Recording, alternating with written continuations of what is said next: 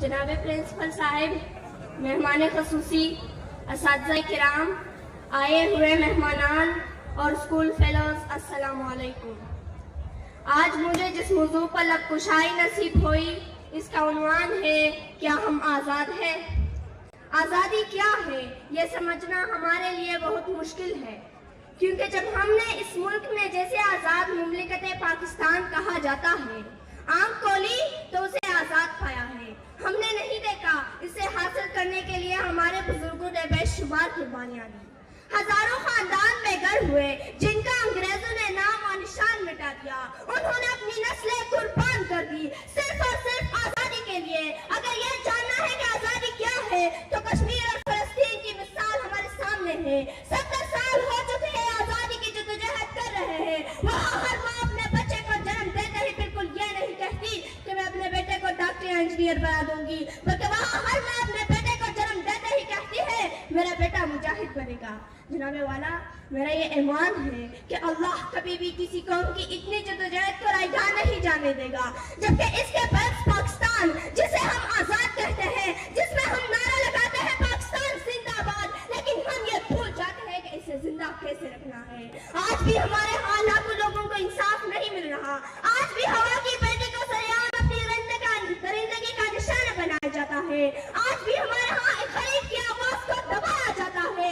हमारे यहाँ आज भी 10 साल की बच्ची की गुमशुदगी पर पुलिस इस मासूम बच्चे पर भाग जाने का इल्जाम लगाते हैं, सरेआम कत्ल कर दिया जाता है। क्या ये आजादी है?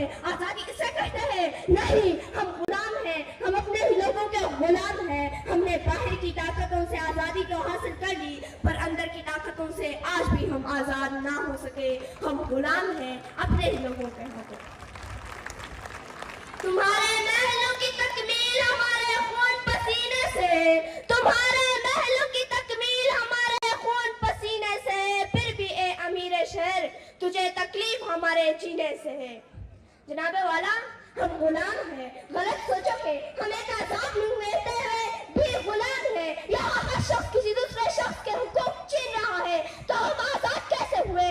आजाद कौम में तो हर शख्स को उसकी इज्जत आबरू, उसकी जान और माल की हिफाजत का हक हासिल होता है। इस मुल्क ने हमें एक शनाख्त दी, लेकिन अफसोस हम खुद के हाथों ही अपनी शनाख्त खोते जा रहे हैं। जो कौमें अपनी तहजीब और सकाफत को खो देती है वो कभी तरक्की नहीं कर सकती। क्या हमने इस मुल्क को बचा के रखा है? अगर हम आजाद हैं तो दूध बेचने वाला आजाद है, जितना मर्जी पानी डाल सकता है। लिफाफे में लिपटी सहाफत आजाद है। पैसे दो और चर्चे लो, हम आजाद हैं। हमारे इंसाफ भी बिकता है, सिर्फ दाम बढ़ाओ, फैसला अपने हक में करवा लो। हमारा ताजिर आजाद है, मिलावट शुदा माल बेचता है आजादी से। दवा फिरोश आजाद है, तो नंबर अद्वियात बेचते हैं। हमारा मिल पर आजाद है, हमारा हर तबका दो नंबरी में आजाद है।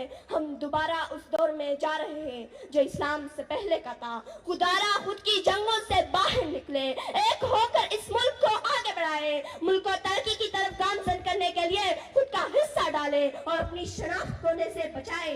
यही वक्त है फिर से एकजुट होने का। तो आए मिलकर अहद करते हैं कि इसी पाकिस्तान की बुनियाद को कायम रखने में अपना हिस्सा डाले जिस मकसद के तहत पाकिस्तान हासिल किया गया था। मैं अपनी तकरीर इस शेर पर खत्म करना चाहती हूँ। जो कौम की तबाही चाहते हम उनसे खैरख्वाही चाहते, जो कौम की तबाही चाहते हम उनसे खैरख्वाही चाहते, जो मुजरिम है हमारे वो हम ही से सबूते बेगुनाही चाहते। वस्सलाम।